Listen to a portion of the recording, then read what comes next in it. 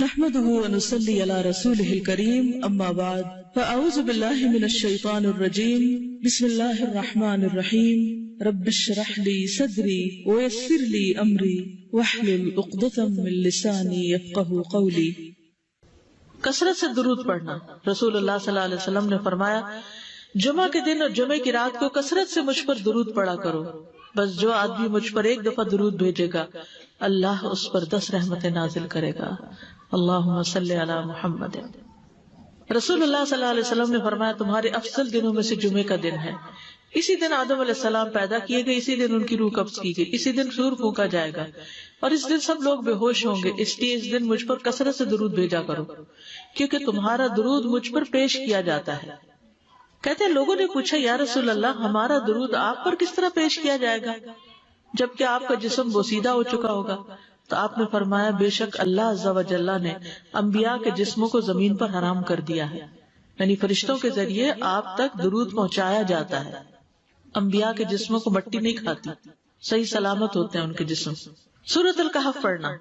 نبی صلی اللہ علیہ وسلم نے فرمایا جو شخص جمعہ کے دن سورۃ الکہف پڑھتا ہے تو اس کے لیے دوسرے جمعے تک نور روشن رہتا ہے۔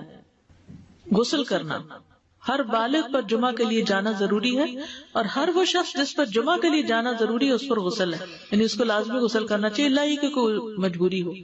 تو آپ اپنا اسکیڈول اس طرح بنائے نا کہ جیسے اگر آپ ہر روز نہاتے پھر تو کوئی مسئلہ نہیں، لیکن اگر آپ ایک دن چھوڑ کے ایک دن نہاتے ہیں تو آپ پھر اس طرح اسکیڈول کریں کہ جیسے آپ منڈے کو نہائے، پھر وینسڈے کو نہائے، پھر جمعے کو نہائے، پھر آپ سیٹرڈے سنڈے اگر نہیں بھی نہاتے پھر منڈے، تو اس طرح آپ جمعے کو مس نہیں کریں گے۔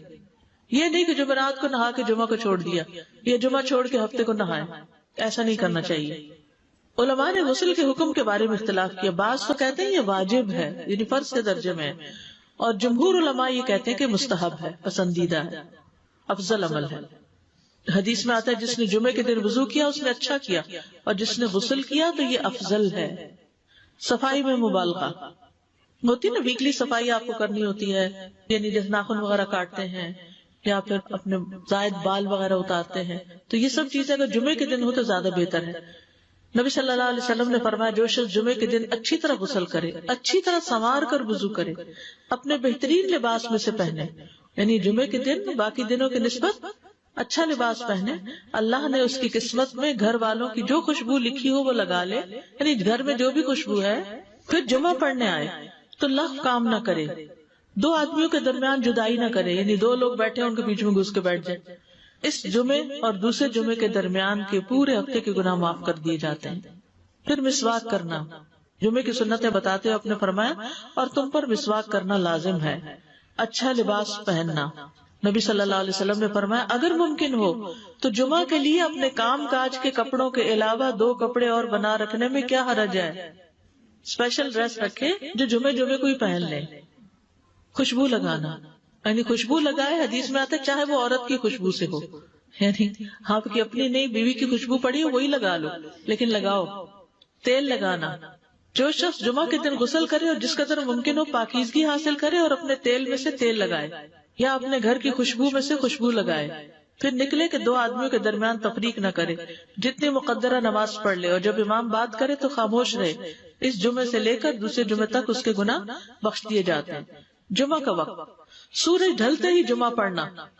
سورج ڈھلتے ہی جمعہ پڑھنا، اول وقت جمعہ پڑھنا، بہت لیٹ نہیں کرنا چاہیے۔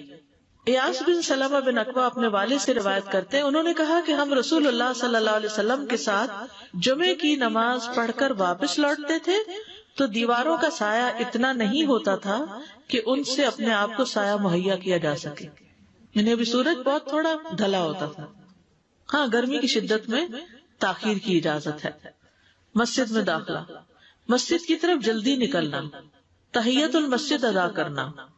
عمر بن دینار کہتے ہیں انہوں نے جابر رضی اللہ عنہ کو کہتے ہوئے سنا کہ ایک شخص جمعہ کے دن مسجد میں داخل ہوا اس حال میں کہ نبی صلی اللہ علیہ وسلم خطبہ دے رہے تھے، تو آپ نے فرمایا کیا تم نے نماز پڑھی؟ اس نے کہا نہیں، تو آپ نے فرمایا کھڑے ہو 2 رکعتیں پڑھو۔ اب یہ بڑا اہم مسئلہ ہے، مسجد میں داخل ہو چاہے خطبہ ہو رہا ہو 2 رکعت پڑھے بغیر نہ بیٹھو، ٹھیک ہے؟ اور یہ کیا ہے؟ دراصل تحیت المسجد، یہ جمعے کی سنتیں نہیں ہیں، یہ کیا ہے؟ تحیت المسجد ہے، اور مختصر پڑھی جائیں، یعنی امام جب خطبہ دے رہا ہو تو چاہیے کہ 2 رکعتیں پڑھے اور دونوں میں اختصار کرے.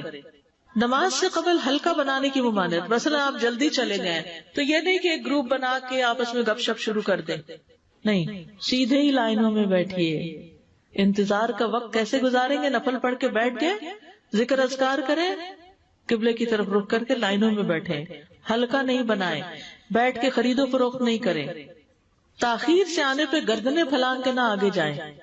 رسول اللہ صلی اللہ علیہ وسلم نے فرمایا ٹیک لگا کے مت کھاؤ. یہ عام ایک ادب بتایا، یعنی اس طرح ٹیک لگا کے نہیں کھاؤ، کھانے کے وقت سیدھے ہو جاؤ. چھنے ہوئے آٹے کی روٹی نہ کھاؤ، میدا. مسجد میں کوئی جگہ مقرر نہ کرو کہ یہ میری جگہ ہے، آپ کیوں آج یہاں کھڑی ہوگی، کہ تم اسی میں ہی نماز پڑھو. کچھ لوگ ہوتے ہیں نا، آ کے مخصوص جگہ ہی پڑھتے ہیں، اگر کوئی اور وہاں ہو جائے ڈسٹرب ہو جاتے ہیں.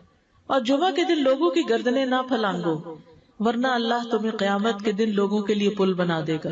کیونکہ بہت اذیت کی بات ہے نا، آپ بیٹھے ہیں لوگ باقاعدہ بازو کا کندھوں پہ ہاتھ رکھ کے اس کو تنگ کر اس کو تنگ کر، تو یہ نہیں کرنا چاہیے. اگر آپ کو اٹھنا بھی پڑ گیا بیچ میں تو واپسی پہ پیچھے کھڑے ہو جائیے، اگلی لائن مل جائے گی.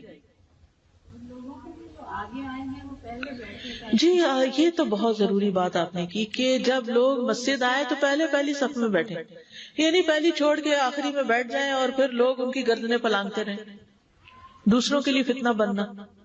جابر بن عبداللہ رضی اللہ عنہ سے روایت ہے کہ جمعے کے دن رسول اللہ صلی اللہ علیہ وسلم خطبہ ارشاد فرما رہے تھے کہ ایک آدمی مسجد میں داخل ہوا، وہ قریب آ کر بیٹھنے کے لیے لوگوں کے اوپر سے گزرنے لگا. رسول اللہ صلی اللہ علیہ وسلم نے فرمایا بیٹھ جاؤ، تحقیق تم نے لوگوں کو تکلیف پہنچائی اور دیر سے آئے. یہ عربی کے الفاظ بڑے خوبصورت ہیں.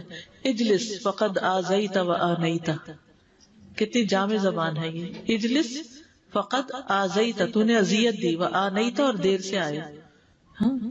تو اس سے منع کیا گیا. کسی کو اس کی جگہ سے نہ اٹھانا. جابر رضی اللہ عنہ نبی صلی اللہ علیہ وسلم سے روایت کرتے ہیں، آپ نے فرمایا تم میں سے کوئی شخص جمعہ کے دن اپنے بھائی کو کھڑا نہ کرے کہ پھر دوسری طرف سے آ کر اس کی جگہ پہ خود بیٹھ جائے، بلکہ جو آئے وہ کہے جگہ کشادہ کرو، ہمارے لیے بھی جگہ بناؤ، یہ کہے. خطبہ جمعہ اور اس کے آداب. خطبہ جمعہ کی اہمیت. جب اذان ہو جائے تو کیا کرے انسان؟ مسجد کی طرف دوڑ پڑے. تو مسجد میں جماعت تو نہیں ہو رہی ہوگی، پہلے کیا ہو رہا ہوگا؟ خطبہ ہو رہا ہوگا. امام کے خطبے سے پہلے سلام کرنا. نبی صلی اللہ علیہ وسلم جب ممبر پر چڑھتے تو حاضرین کو السلام علیکم کہتے. امام کا کھڑے ہو کر خطبہ دینا. رسول اللہ صلی اللہ علیہ وسلم کھڑے ہو کر خطبہ دیتے، پھر بیٹھ جاتے، پھر کھڑے ہوتے اور کھڑے ہو کر خطبہ دیتے، یعنی بیچ میں تھوڑا سا بیٹھ بھی جاتے تھے. جس نے تمہیں یہ خبر دی کہ آپ بیٹھ کر خطبہ دیتے تھے تو تحقیق اس نے جھوٹ بولا. بس یقیناً اللہ کی قسم میں نے آپ کے ساتھ 2000 سے زائد نمازیں پڑھی ہیں، یعنی جن میں بہت سے جمعے بھی آئے ہیں، تو ایسا کچھ نہیں. امام کا 2 خطبے دینا، یعنی کھڑے تھے پہلے، پھر ذرا بیٹھ گئے، پھر دوسری دفعہ اٹھے تو یہ 2 خطبے ہو گئے. مختصر خطبہ دینا. آپ کے خطبات چند کلمات ہوا کرتے تھے، بہت لمبی تقریریں نہیں. آپ کا خطبہ درمیانہ ہوتا تھا. نبی صلی اللہ علیہ وسلم نے فرمایا آدمی کا نماز کو لمبا کرنا اور خطبے کو مختصر کرنا اس کی سمجھداری کی علامت ہے. بس نماز لمبی کرو، خطبہ مختصر کرو، کیونکہ بعض بیان جادو جیسا اثر رکھتے ہیں، یعنی تھوڑے بھی بات کرو گے تو دل میں چلی جائے گی. نماز پہ زیادہ توجہ. نبی صلی اللہ علیہ وسلم کا خطبے میں سورۃ قاف پڑھنا. حارثہ بن نعمان کی بیٹی سے روایت ہے، کہتی ہے کہ میں نے سورۃ قاف رسول اللہ صلی اللہ علیہ وسلم سے سن کر حفظ کر لی. آپ ہر جمعے کو خطبے میں پڑھا کرتے تھے. سامعین کا امام کی طرف رخ کرنا، یعنی جمعے کے دن یہ نہیں کہ آپ کرسی لگا کے کسی اور طرف منہ کر کے بیٹھ جائیں اور جب جماعت ہو تو پھر صف میں کھڑے. نہیں، آپ صف میں بیٹھے ہو، کس طرف وہ ہو؟ قبلہ رخ ہو. امام سامنے ہی ہوگا نا قبلے کی طرف. ایک صحابی کہتے کہ جب آپ ممبر پہ چڑھتے تو ہم اپنے چہروں کے ساتھ آپ کی طرف متوجہ ہوتے، ادھر ادھر نہیں دیکھتے تھے خطبے کے دوران. امام کے قریب بیٹھنا. اللہ کے نبی صلی اللہ علیہ وسلم نے فرمایا ذکر میں حاضر ہوا کرو، یعنی خطبہ میں، اور امام کے قریب بیٹھا کرو. بے شک آدمی دور ہوتا رہتا ہے حتیٰ کہ وہ جنت میں بھی پیچھے ہی ہوگا، اگرچہ وہ اس میں داخل بھی ہو جائے. تاخیر کی اتنی مذمت ہے. خاموشی سے خطبہ سننا، یعنی بات نہیں کرنی چاہیے، کوئی اہم بات بھی نہیں پوچھنی چاہیے. ابن مسعود سے روایت ہے کہ انہوں نے ابی ابن کعب سے قرآن کی کسی آیت کے بارے میں سوال کیا جبکہ اللہ کے نبی خطبہ دے رہے تھے، تو انہوں نے اعراض کیا اور کوئی جواب نہ دیا. پھر جب آپ نے نماز پڑھائی تو ابی کہنے لگے تمہارا جمعہ ہی نہیں ہوا. تو ابن مسعود نے رسول اللہ صلی اللہ علیہ وسلم سے پوچھا تو آپ نے فرمایا ابی نے سچ کہا، کوئی بات کرنے کی اجازت نہیں، یہ کہنے کی بھی کہ چپ ہو جاؤ یہ بھی اجازت نہیں۔ عبداللہ بن مسعود کہتے کہ جب امام جمعہ کے لیے آ گیا پھر تمہارا اپنے ساتھی سے یہ کہنا کہ خاموش رہو لغویت کے لیے کافی ہے، یہ بھی لغو بات ہے۔ کوئی لغو حرکت نہ کرنا، کنکریوں سے نہ کھیلنا، فون سے نہیں کھیلنا، میسجز چیک نہیں کرنا، انگلیوں میں انگلیاں ڈال کے پٹاخے نہیں بجانا، گوٹ مار کے نہیں بیٹھنا۔ گوٹ مار کے کیسے بیٹھتے ہیں؟ گھٹنے اوپر کر کے اور یوں ایسے گھٹنوں کے گرد ہاتھ ڈال کے۔ کئی دفعہ ایسے نظر آتا ہے کہ خطبے میں لوگ اس طرح بیٹھے ہوتے ہیں کیونکہ پتہ نہیں ہے، یعنی آپ چوکڑی مار سکتے ہیں۔ آپ سب سے افضل پوزیشن تو یہ ہے کہ جیسے نماز کے اتحیات میں ہم بیٹھتے ہیں، لیکن کچھ لوگ اس طرح بیٹھ نہیں سکتے، چلے کرسی میں بیٹھ جائیں۔ اگر کرسی نہیں ہے نیچے بیٹھے ہیں تو چوکڑی مار کے بیٹھ جائیں، اگر ٹانگیں اس طرح پیٹ کے ساتھ لگا کے گھٹنوں پہ ہاتھ کو بل دے کے اس طرح نہیں بیٹھے۔ اگر مجبوری ہے تو وہ اور بات ہے، لیکن یہ کہ بلا وجہ نہیں کرنا چاہیے کیونکہ ادب کے خلاف ہے۔ اونگ آنے پر جگہ بدلنا، نبی صلی اللہ علیہ وسلم نے فرمایا اگر جمعہ کے دن کسی کو مسجد میں اونگ آنے لگے تو اپنی اس جگہ کو دوسری جگہ سے بدل لے، کہ بعض اوقات ایسا ہوتا ہے نا خطبے کے وقت بڑی سکینت ہوتی ہے اور آخری خطبہ تو آپ نیند میں ہی سنتے ہیں۔ نماز جمعہ کی رکعت 2 رکعت ہے فرض، بس جمعہ کی نماز 2 رکعتیں ہیں اور ان دونوں میں قرات ہوتی ہے۔ نبی صلی اللہ علیہ وسلم جمعے میں سبح اسم ربک الاعلی اور هل اتاک حدیث الغاشیہ پڑھتے۔ کبھی جمعہ اور عید کٹھے ہو جاتے تب بھی دونوں نمازوں میں یہی سورت پڑھتے تھے، ٹھیک ہے۔ اسی طرح صبح کی نماز میں جمعے کے دن الف لام میم التنزیل اور هل اتی علی الانسان کی قرات کرتے اور نماز جمعہ میں سورۃ الجمعہ اور منافقین کی تلاوت کرتے، یعنی یہ بھی ملتا ہے۔ فرض کے بعد 2 رکعت پڑھنا، عبداللہ بن عمر سے روایت ہے انہوں نے رسول اللہ صلی اللہ علیہ وسلم کی نفل نماز کو بیان کیا اور کہا کہ آپ جمعے کے بعد کوئی نفل نماز نہیں پڑھتے تھے حتیٰ کہ واپس تشریف لے جاتے، پھر اپنے گھر میں 2 رکعت پڑھتے تھے۔ اب جو لوگ گھر نہیں جاتے تو پھر وہیں پر وہ پڑھ لیتے ہیں، ورنہ آپ صلی اللہ علیہ وسلم اپنی سنتیں وغیرہ گھر میں پڑھتے تھے۔ اور اسی طرح 4 بھی پڑھی جا سکتی، 2 بھی ہیں 4 بھی ہیں۔ آپ صلی اللہ علیہ وسلم نے فرمایا جب تم میں سے کوئی جمعہ پڑھ چکے تو اس کے بعد 4 رکعتیں پڑھے، یہ آپ کا حکم ہے۔ تو جب آپ کا 2 چیزیں ہوتی ہیں سمجھنے کے لیے، ایک آپ کا فعل ہوتا ہے اور ایک آپ کا حکم ہوتا ہے، تو ہمارے لیے کیا ہے جو آپ کا حکم ہو۔ جمعے کے بعد کوئی اور نماز پڑھنے سے پہلے گفتگو کرنا، یعنی سنت پڑھنے سے پہلے گفتگو کرنا۔ اسما بن مالک سے مرفوعاً روایت ہے کہ جب تم میں سے کوئی آدمی جمعہ کی نماز پڑھے تو اس کے بعد اس وقت تک کوئی نماز ادا نہ کرے جب تک کسی سے کلام نہ کرے یا اس جگہ سے نکل نہ جائے۔ پہلے منع تھا، اب کوئی نہ کوئی بات کر لینی چاہیے، نہیں سمجھ آئی؟ یعنی جمعہ پڑھ لیا آپ نے اور پھر کسی سے آپ سلام دعا کر لیں، اس کے بعد سنت پڑھیں یا نفل جو بھی، ٹھیک ہے۔